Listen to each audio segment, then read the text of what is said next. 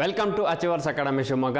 ಆತ್ಮೀಯ ವಿದ್ಯಾರ್ಥಿ ಮಿತ್ರರೇ, ಹಿಂದಿನ ವಿಡಿಯೋಗಳಲ್ಲಿ ನಾವು MBA ನ್ಯಾಷನಲ್ ಲೆವೆಲಲ್ಲಿ ಬರುವಂಥ ಎಕ್ಸಾಮ್ಗಳ ಸಿಲಬಸ್ಸನ್ನು ನೋಡ್ತಾ ಹೋಗಿದ್ವಿ. ಅದು ಕ್ಯಾಟ್ ಆಗಿರ್ಬೋದು, ಮ್ಯಾಟ್ ಆಗಿರ್ಬೋದು, ಅಥವಾ XAT ಆಗಿರ್ಬೋದು, ಅಥವಾ ATMA ಆಗಿರ್ಬೋದು. ಸೊ ಅದೇ ರೀತಿ ಇವತ್ತು ಕೂಡ ಈ ತರಗತಿಯಲ್ಲಿ GMAT ಅಥವಾ ನಾವೇನು ಗ್ರ್ಯಾಜುಯೇಟ್ ಮ್ಯಾನೇಜ್ಮೆಂಟ್ ಅಡ್ಮಿನಿಸ್ಟ್ರೇಷನ್ ಕೌನ್ಸಿಲ್ ಅವರು ನಡೆಸುವಂಥ ಎಕ್ಸಾಮ್ ಏನಿದೆ GMAT, ಸೊ ಅದರ ಎಕ್ಸಾಮ್ ಸಿಲಬಸನ್ನು ನೋಡ್ತಾ ಹೋಗೋಣ. ಸೊ ಈ GMAT ಅನ್ನುವಂಥ ಎಕ್ಸಾಮ್ ಕೂಡ ನಿಮಗೆ ನ್ಯಾಷನಲ್ ಲೆವೆಲಲ್ಲಿ ಕಂಡಕ್ಟ್ ಮಾಡುವಂತಹ ಎಕ್ಸಾಮ್ ಆಗಿರುತ್ತೆ. ಸೊ ಹಾಗಾಗಿ ಈ GMAT ಎಕ್ಸಾಮ್ ಸಿಲಬಸ್ ಕೂಡ ನಿಮಗೆ ಕ್ಯಾಟ್ ಅಥವಾ ಮ್ಯಾಟಿಗೆ ಕಂಪೇರ್ ಮಾಡಿದರೆ ಡಿಫ್ರೆಂಟ್ ಸಿಲಬಸ್ ಆಗಿರುತ್ತೆ. ಸೊ ಅದೇ ರೀತಿ ನೀವು GMAT ಎಕ್ಸಾಮನ್ನು ಕ್ಲಿಯರ್ ಮಾಡಬೇಕಾದ್ರೆ ಯಾವೆಲ್ಲ ಬುಕ್ಸನ್ನು ರೆಫರೆನ್ಸ್ ಮಾಡಬೇಕು, ಸೊ ಇದನ್ನು ಕೂಡ ನಾವು ಇವತ್ತು ಡಿಸ್ಕಸ್ ಮಾಡ್ತಾ ಹೋಗೋಣ.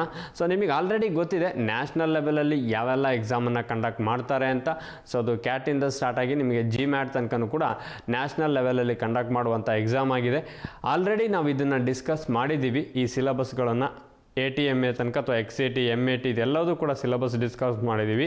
ಇವತ್ತು GMAT ಅನ್ನುವಂತಹ ಏನು ಎಕ್ಸಾಮ್ ಇದೆ ಇದರ ಸಿಲಬಸ್ ಏನಿದೆ ಅಥವಾ ಆ ಎಕ್ಸಾಮಿಗೆ ಯಾವೆಲ್ಲ ಬುಕ್ಸನ್ನು ರೆಫರೆನ್ಸ್ ಆಗಿ ನೀವು ರೆಫರ್ ಮಾಡಬೇಕು ಅನ್ನೋದನ್ನು ಡಿಸ್ಕಸ್ ಮಾಡ್ತಾ ಹೋಗೋಣ. ಸೊ ಡೈರೆಕ್ಟಾಗಿ ನಾವು GMAT ಸಿಲಬಸನ್ನು ನೋಡೋದಾದರೆ, ಸೊ ನಮಗೆ ಆಲ್ರೆಡಿ GMAT ಎಕ್ಸಾಮ್ ಪ್ಯಾಟ್ರನ್ ಗೊತ್ತಿದೆ, ಯಾಕಂದರೆ ಪ್ರೀವಿಯಸ್ ಕ್ಲಾಸ್ಗಳಲ್ಲಿ ಹೇಳಿದ್ದೀನಿ. ಸೊ ಇಲ್ಲಿ ನಿಮಗೆ ಎಸ್ಸೆ ರೈಟಿಂಗ್ ಒಂದಿರುತ್ತೆ, ಅದನ್ನೇ ಅನಾಲಿಟಿಕಲ್ ರೈಟಿಂಗ್ ಅಸೆಸ್ಮೆಂಟ್ ಅಂತ ಹೇಳ್ತೀವಿ. ಸೊ ಇದುವರೆಗೆ ನೋಡಿರ್ತಕ್ಕಂತಹ ನೀವು ಯಾವುದೇ ಎಕ್ಸಾಮ್ ಕ್ಯಾಟ್ ಆಗಿರ್ಬೋದು, ಮ್ಯಾಟ್ ಆಗಿರ್ಬೋದು, ಅಥವಾ ನಿಮ್ಮ ATMA ಆಗಿರ್ಬೋದು, ಅಥವಾ XAT ಆಗಿರ್ಬೋದು, ಸೊ ಯಾವುದೇ ಎಕ್ಸಾಮ್ಗಳಲ್ಲೂ ಕೂಡ ನಿಮಗೆ ರೈಟಿಂಗ್ ಅಸೆಸ್ಮೆಂಟ್ ಅಥವಾ ಎಸ್ಸೆ ಟಾಪಿಕ್ ಇರಲಿಲ್ಲ. ಹಾಗಾಗಿ GMATಯಲ್ಲಿ ಇದೊಂದು ಹೊಸ ಕಾನ್ಸೆಪ್ಟ್ಸ್ ಆಗಿರುತ್ತೆ. ನಿಮಗೆ analytical and writing assessment section ಇರುತ್ತೆ. ಸೊ ಒಂದು ಟಾಪಿಕ್ ಕೊಡ್ತಾರೆ, ನಿಮಗೆ 30 ಮಿನಿಟ್ಸ್ ಟೈಮ್ ಇರುತ್ತೆ, ನೀವು ಎಸ್ಸೆ ರೈಟಿಂಗನ್ನು ಬರಿಬೇಕದು. ನೆಕ್ಸ್ಟು ಸೆಕೆಂಡ್ ಇಂಟಿಗ್ರೇಟೆಡ್ ರೀಸನಿಂಗ್ ಇರುತ್ತೆ, ನಿಮಗೆ ಕ್ವಾಂಟಿಟೇಟಿವ್ ರೀಸನಿಂಗ್ ಇರುತ್ತೆ, ಅದೇ ರೀತಿ ವರ್ಬಲ್ ರೀಸನಿಂಗ್ ಕೂಡ ಇರುತ್ತೆ. ಸೊ ಇದು ಮೂರು ಸೆಕ್ಷನ್ಸ್ಗಳು ನಿಮಗೆ ಆಲ್ರೆಡಿ ಗೊತ್ತಿದೆ. ರೀಸನಿಂಗ್ ಅಂದರೆ ಯಾವ ಕ್ವಶನ್ಸ್ ಬರುತ್ತೆ, ಅಥವಾ ಕ್ವಾಂಟಿಟೇಟಿವ್ ಆಪ್ಟಿಟ್ಯೂಡ್ ಅಂದರೆ ಏನು ಬರುತ್ತೆ. ರೈಟಿಂಗ್ ಅಸೆಸ್ಮೆಂಟ್ ಅಂತ ಏನಿದೆ ಇದು ಒಂದು ಹೊಸ ಪಾರ್ಟ್ ನಿಮಗೆ. ಸೊ ಅದೇ ರೀತಿ ನಿಮಗೆ ಇಲ್ಲಿ ಟೈಮಿಂಗ್ಸ್ ಆಲ್ರೆಡಿ ಗೊತ್ತಿದೆ, 3 hours 30 minutes ನಿಮಗೆ ಟೈಮಿಂಗ್ ಕೊಡ್ತಾರೆ. ಇದು ನಿಮ್ಮ GMAT ಎಕ್ಸಾಮ್ ಪ್ಯಾಟ್ರನ್ನು ಆಲ್ರೆಡಿ ನಾವು ಡಿಸ್ಕಸ್ ಮಾಡಿರುವಂಥದ್ದು.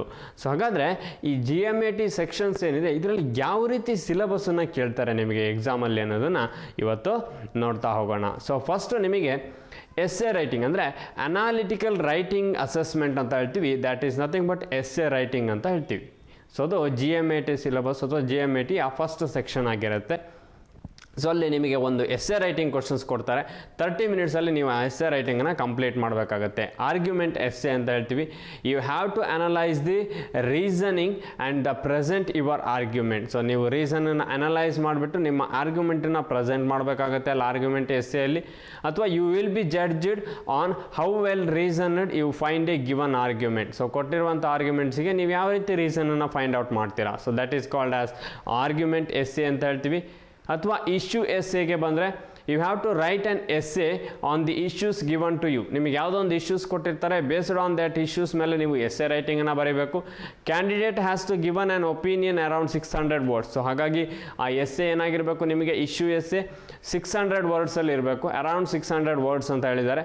The opinion can be supportive of the given statement and candidates can give there own opinion. So ಅವರ ಓನ್ ಒಪಿನಿಯನ್ನ ಎಕ್ಸ್ಪ್ರೆಸ್ ಮಾಡಲಿಕ್ಕೆ ಅಲ್ಲಿ ಆಪ್ಷನ್ಸ್ ಇರುತ್ತೆ ನಿಮಗೆ.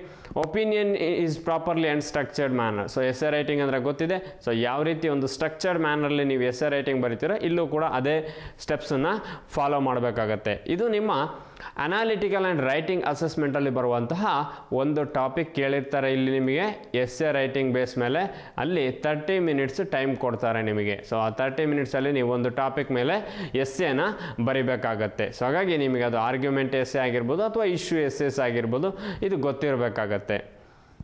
ಸೊ ಇದು ನಿಮ್ಮ ಎಸ್ಸೆ ರೈಟಿಂಗ್ ಪಾರ್ಟ್ ಆಯಿತು. ನೆಕ್ಸ್ಟು ಸೆಕೆಂಡ್ ಸೆಕ್ಷನ್ ನೋಡೋದಾದರೆ GMAT ಸಿಲೆಬಸಲ್ಲಿ ಕೇಳುವಂತಹ ಸೆಕೆಂಡ್ ಸೆಕ್ಷನ್ನು ನಿಮಗೆ ಇಂಟಿಗ್ರೇಟೆಡ್ ರೀಸನಿಂಗ್ ಅಂತ ಹೇಳ್ತೀವಿ. ಸೊ ಹಾಗಾದರೆ ಈ ಇಂಟಿಗ್ರೇಟೆಡ್ ರೀಸನಿಂಗ್ ಅಂತ ಏನಿದೆ ಈ ಕಾನ್ಸೆಪ್ಟ್ಸನ್ನು ನೋಡ್ತಾ ಬರೋದಾದರೆ ನಾವು ಮಲ್ಟಿ ಸೋರ್ಸ್ ರೀಸನಿಂಗ್ ಕೇಳ್ತಾರೆ ಇಲ್ಲಿ, ಅಥವಾ ಟ್ಯಾಬ್ಯುಲರ್ ಅನಾಲಿಸಿಸ್ ರಿಲೇಟೆಡ್ ಕ್ವಶನ್ ಇರುತ್ತೆ. ಗ್ರಾಫಿಕಲ್ ಇಂಟರ್ಪ್ರಿಟೇಷನ್ ಅಥವಾ ಗ್ರಾಫಿಕ್ಸ್ ಇಂಟರ್ಪ್ರಿಟೇಷನ್ಸ್ ಅಥವಾ ಗ್ರಾಫ್ಸ್ ಬೇಸ್ ಮೇಲೆ ಇಂಟರ್ಪ್ರಿಟೇಷನ್, ಡಾಟಾ ಇಂಟರ್ಪ್ರಿಟೇಷನ್ಸ್ ಕೇಳ್ಬೋದು. 2 part ಅನಾಲಿಸಿಸ್ ಅಂತ ಹೇಳ್ತೀವಿ. ಸೊ ಈ ಕಾನ್ಸೆಪ್ಟ್ಸ್ ಬೇಸ್ ಮೇಲೆ ನಿಮಗೆ ಇಂಟಿಗ್ರೇಟೆಡ್ ರೀಸನಿಂಗ್ ಕ್ವಶನ್ಸನ್ನು ಕೇಳ್ತಾ ಹೋಗ್ತಾರೆ. ಸೊ ಹಾಗಾಗಿ ಇಲ್ಲಿ ನಿಮಗೆ ಗೊತ್ತಿರಬೇಕಾಗುತ್ತೆ, ಯಾಕಂದರೆ ಇಂಟಿಗ್ರೇಟೆಡ್ ರೀಸನಿಂಗ್ ಅನ್ನೋದು ಬೇರೆ ಯಾವುದೇ ಎಕ್ಸಾಮಿನ ಸೆಕ್ಷನ್ಸ್ಗಳಲ್ಲಿ ನೀವು ನೋಡಿರಲಿಲ್ಲ. ಹಾಗಾಗಿ ಇಂಟಿಗ್ರೇಟೆಡ್ ರೀಸನಿಂಗಲ್ಲಿ ನಿಮಗೆ ಗೊತ್ತಿರಬೇಕಾಗುತ್ತೆ ಯಾವೆಲ್ಲ ಕಾನ್ಸೆಪ್ಟ್ಸನ್ನು ಕೇಳ್ತಾರೆ ಅಂತ. ಸೊ ಇದು ನಿಮ್ಮ ಸೆಕೆಂಡ್ ಸೆಕ್ಷನ್.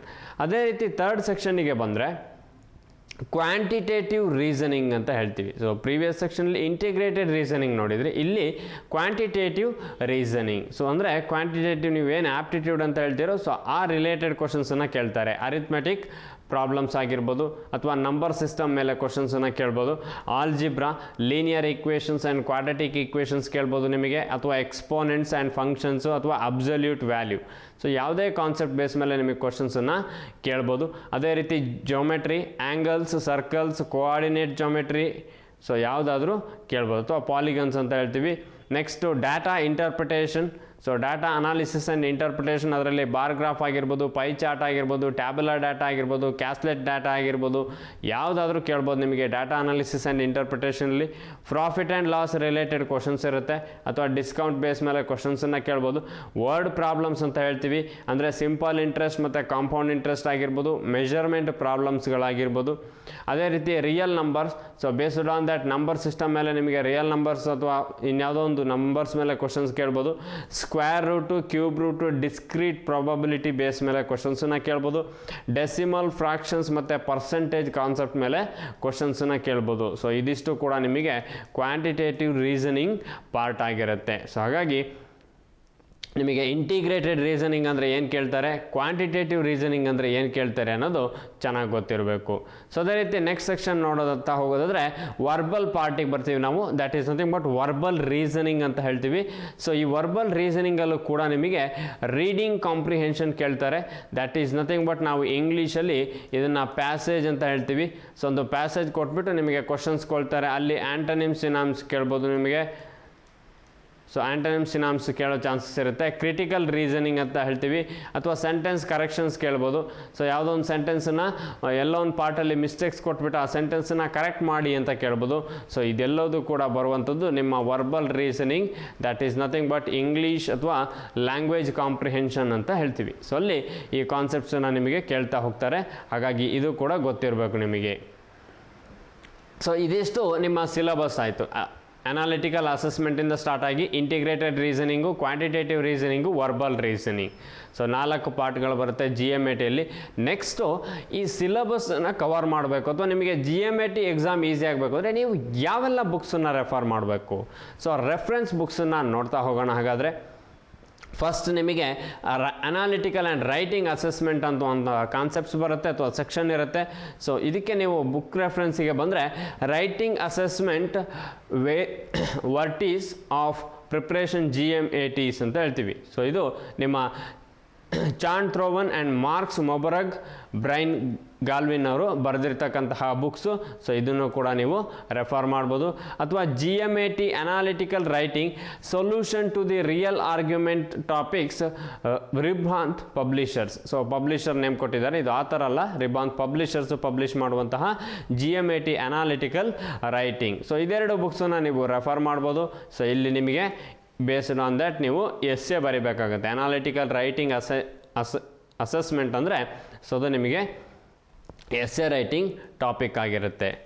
ನೆಕ್ಸ್ಟ್ ಅದೇ ರೀತಿ ನೋಡ್ತಾ ಹೋಗೋದಾದರೆ ಇಂಟಿಗ್ರೇಟೆಡ್ ರೀಸನಿಂಗ್ ಇದೆ. ಸೊ ಈ ಇಂಟಿಗ್ರೇಟೆಡ್ ರೀಸನಿಂಗಿಗೆ ಬಂದರೆ a modern approach to logical reasoning, that is written by RS Agarwal. And logical reasoning, Arihant publication ಅವರ ಲಾಜಿಕಲ್ ರೀಸನಿಂಗ್ ಬುಕ್ಸನ್ನು ರೆಫರ್ ಮಾಡ್ಬೋದು ನೀವು. Logical and analytical reasoning, that is written by Ashok Gupta. ಅಥವಾ how to prepare for logical reasoning for CAT, so ಅದು written by Arun Sharma.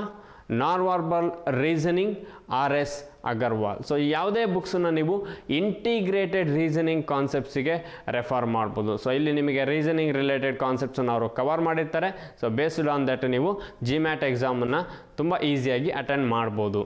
So ಅದೇ ರೀತಿ next ನೋಡ್ತಾ ಹೋಗೋದಾದರೆ ನಿಮ್ಮ ಇಂಟಿಗ್ರೇಟೆಡ್ ರೀಸನಿಂಗ್ ಆಯಿತು. Next quantitative reasoning. So quantitative ರೀಸನಿಂಗಿಗೆ ಬಂದರೆ ನಾವು ರೆಫರೆನ್ಸ್ ಬುಕ್ಸಿಗೆ ನೋಡ್ತಾ ಹೋಗೋದಾದರೆ quantitative aptitude for CAT, that is written by Arun Sharma. and quantitative aptitude for MBA entrance examination written by Abhijit Guha.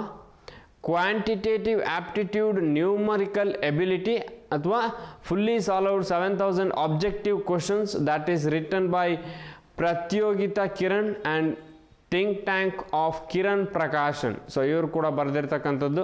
ಅದೇ ರೀತಿ how to become a human calculator with the magic of vedic maths that is written by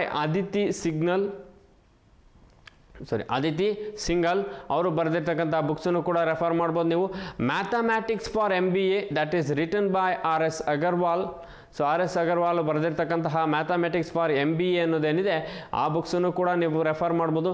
so ಇದೆಲ್ಲ ಬುಕ್ಸನ್ನು ನೀವು quantitative reasoning ಪಾರ್ಟ್ನಲ್ಲಿ reference ಮಾಡ್ತಾ ಹೋಗ್ಬೋದು. So ಅದೇ ರೀತಿ ನಿಮಗೆ next verbal reasoning part ಬರ್ತಾ ಹೋಗುತ್ತೆ. ಸೊ ವರ್ಬಲ್ ರೀಸನಿಂಗ್ ಪಾರ್ಟ್ ನೋಡೋದಾದರೆ ವರ್ಬಲ್ ರೀಸನಿಂಗ್ ಪಾರ್ಟ್ನಲ್ಲಿ ನಿಮಗೆ ರೆಫರೆನ್ಸ್ ಬುಕ್ಸಿಗೆ ಬಂದರೆ objective general English SP Bakshi, Arihant publication ಅವರ SP ಬಕ್ಷಿ ಅವರು ಬರೆದಿರ್ತಕ್ಕಂತಹ ಬುಕ್ಸ್ ಇದು ವರ್ಬಲ್ ರೀಸನಿಂಗಿಗೆ. Descriptive English for competitive examination BK publication. Descriptive English for competitive examination SJ Thakur and SK Rout. English language comprehension skills that is written by Sachidananda. Next, objective general English 10,000 plus questions that is written by RS Agarwal and Vikas Agarwal. So ಈ ಬುಕ್ಸನ್ನು ನೀವು English ಅಥವಾ verbal reasoning ಪಾರ್ಟಿಗೆ refer ಮಾಡ್ತಾ ಹೋಗ್ಬೋದು. So ಅಲ್ಲೂ ಕೂಡ ನಿಮಗೆ verbal reasoning part easy ಆಗ್ತಾ ಹೋಗುತ್ತೆ. ಸೊ ಅದೇ ರೀತಿ ಅಥವಾ ಇನ್ಯಾವುದೇ ನೀವು ಕ್ಯಾಟ್ ಅಥವಾ ಮ್ಯಾಟಿಗೆ ರೆಫರ್ ಮಾಡುವಂತಹ ಬುಕ್ಸನ್ನು ಕೂಡ ರೆಫರ್ ಮಾಡ್ತಾ ಹೋಗ್ಬೋದು GMAT ಎಕ್ಸಾಮ್ಸಿಗೆ. ಸೊ ಆ ಕಾನ್ಸೆಪ್ಟ್ಸ್ ನಿಮಗೆ ಕವರ್ ಆಗಿದ್ದರೆ ಯಾವುದೇ ಬುಕ್ಸನ್ನು ಕೂಡ ರೆಫರ್ ಮಾಡ್ಬೋದು. ಸೊ ಅದೇ ರೀತಿ ನಮ್ಮದೇ ಆದಂತಹ ಅಚೀವರ್ಸ್ ಕ್ಲಬ್ ಅನ್ನುವಂತಹ ಟೆಲಿಗ್ರಾಮ್ ಚಾನಲ್ ಇದೆ. ಸೊ ಆ ಟೆಲಿಗ್ರಾಮ್ ಚಾನಲ್ಗೂ ಕೂಡ ನೀವು ಜಾಯ್ನ್ ಆಗ್ಬೋದು. ಸೊ ಅಲ್ಲಿ ನಿಮಗೆ ಮೆಟೀರಿಯಲ್ ಸಿಗ್ತಾ ಹೋಗುತ್ತೆ. ಡೈಲಿ ನ್ಯೂಸ್ ಪೇಪರ್ಸ್ ಆಗಿರ್ಬೋದು. ಸೊ ಇಂಗ್ಲೀಷ್ ನ್ಯೂಸ್ ಪೇಪರ್ಸ್ ಓದುವಂತಹ ಹ್ಯಾಬಿಟನ್ನು ನೀವು ಡೆವಲಪ್ ಮಾಡ್ಕೊಳ್ಳಿ. ಡೈಲಿ ಇಂಗ್ಲೀಷ್ ನ್ಯೂಸ್ ಪೇಪರ್ ಓದ್ತಾ ಹೋಗಿ. ಕಾನ್ಸೆಪ್ಟ್ ವೈಸ್ ಸ್ಟಡಿ ಮೆಟೀರಿಯಲ್ ಸಿಗುತ್ತೆ ನಿಮಗೆ. ಪ್ರೀವಿಯಸ್ ಇಯರ್ ಕ್ವಶನ್ ಪೇಪರ್ ಸಿಗುತ್ತೆ. ಸೊ ಯಾಕೆಂದರೆ ನಿಮಗೆ ಇಂಗ್ಲೀಷ್ ನ್ಯೂಸ್ ಪೇಪರ್ ಓದಿದರೆ ನಿಮ್ಮ ಕಮ್ಯುನಿಕೇಷನ್ ಡೆವಲಪ್ ಆಗ್ತಾ ಹೋಗುತ್ತೆ ಅಥವಾ ಕಮ್ಯುನಿಕೇಷನ್ ಸ್ಕಿಲ್ಸ್ ಇಂಪ್ರೂವ್ ಆಗ್ತಾ ಹೋಗುತ್ತೆ. ಸೊ MBA ಮಾಡ್ತೀರಾ ಅಂದರೆ ಅಥವಾ ನೆಕ್ಸ್ಟ್ MBAಗೆ ಹೋಗಬೇಕಾದ್ರೆ ಬೇಕಾಗುತ್ತೆ ನಿಮಗೆ ಕಮ್ಯುನಿಕೇಷನ್ ಸ್ಕಿಲ್ಸ್. ಹಾಗಾಗಿ ಆ ಕಮ್ಯುನಿಕೇಷನ್ ಸ್ಕಿಲ್ಸ್ ನೀವು ತುಂಬ ಚೆನ್ನಾಗಿ ಡೆವಲಪ್ ಮಾಡ್ಕೊಳ್ಬೇಕಾಗತ್ತೆ. ಅದೇ ರೀತಿ ಡೈಲಿ ಕರೆಂಟ್ ಅಫೇರ್ಸ್ ವೀಕ್ಲಿ ಅಥವಾ ಮಂತ್ಲಿ ಮ್ಯಾಗ್ಝಿನ್ಗಳು ಸಿಗ್ತಾ ಹೋಗುತ್ತೆ. ಅಥವಾ ಫಾರ್ ಮೋರ್ ಮೆಟೀರಿಯಲ್ಸ್ ನೀವು ವಾಟ್ಸಪ್ ಗ್ರೂಪ್ ಆಗಿರ್ಬೋದು, ಯೂಟ್ಯೂಬ್ ಚಾನಲ್ ಆಗಿರ್ಬೋದು ಅಥವಾ ಟೆಲಿಗ್ರಾಮ್ ಗ್ರೂಪ್ಗಳಿಗೆ ಜಾಯ್ನ್ ಆಗ್ಬೋದು. ಸೊ ಅಥವಾ ಯಾರು ಫಸ್ಟ್ ಟೈಮ್ ಯೂಟ್ಯೂಬ್ ಚಾನಲನ್ನು ವ್ಯೂ ಮಾಡ್ತಾ ಇದ್ದರೆ ಸಬ್ಸ್ಕ್ರೈಬ್ ಮಾಡೋದು ಮರಿಬೇಡಿ. ಅದೇ ರೀತಿ ಪಕ್ಕದಲ್ಲಿರುವಂತಹ ಬೆಲ್ ಬಟನನ್ನು ಕ್ಲಿಕ್ ಮಾಡಿ. ಮುಂಬರುವಂತಹ ವಿಡಿಯೋ ನೋಟಿಫಿಕೇಷನ್ಸ್ಗಳು ನಿಮಗೆ ಸಿಗ್ತಾ ಹೋಗುತ್ತೆ. ಸೊ ಅದೇ ರೀತಿ ಯಾರೆಲ್ಲ ಮುಂಬರುವಂತಹ ಕ್ಯಾಟ್ ಮ್ಯಾಟ್ ಅಥವಾ any MBA exam either it is in national level or state level or institute level ಯಾವುದೇ ಎಕ್ಸಾಮಿಗೆ ನೀವು ಪ್ರಿಪೇರ್ ಆಗ್ತಾ ಇದ್ದೀರಾ ಅಂದರೆ ನಿಮ್ಮ ಪ್ರಿಪ್ರೇಷನ್ನ ಡೇ ಬೈ ಡೇ ಅಪ್ಗ್ರೇಡ್ ಮಾಡ್ಕೊಳ್ಳಿ. ಅದೇ ರೀತಿ ಯಾರೆಲ್ಲ ಪ್ರಿಪೇರ್ ಆಗ್ತಾ ಇದ್ದೀರಾ ಸೊ ಎಲ್ಲರಿಗೂ ಒಳ್ಳೆಯದಾಗಲಿ. Wish you all the best ಅಂತ ಹೇಳ್ತಾ ನಾನು ಇವತ್ತು ಕ್ಲಾಸನ್ನು ಕಂಪ್ಲೀಟ್ ಮಾಡ್ತಾ ಇದ್ದೀನಿ. Thank you for watching. Thank you.